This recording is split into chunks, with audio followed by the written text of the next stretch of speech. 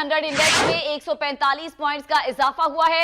Index 39,603 की सतह पर पहुंच चुका है। इसी बारे में अपडेट्स देंगे नुमाइंदा वक्त न्यूज राशिद खान से। राशिद खान, अपडेट कीजिएगा।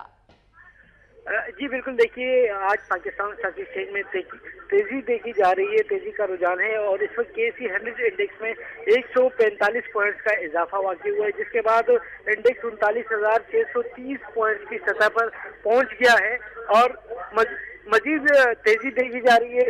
इंडेक्स में जो इजाफा देखा गया है वो शरबत सदर के जानिब से वाक़यात के बाद ये इजाफा अच्छा देखा जा रहा है, क्योंकि इस वक्त जो इंडेक्स टोटल सतह पर मौजूद है वो है 327 कंपनी केसेस में कारोबार हो, जिसमें से 165 कंपनी केसेस में इजाफा, 142 कंपनी केसेस में कमी, जबकि 20 कंपनियों के हिस्से जो है इस वक्त मुस्तहकम है।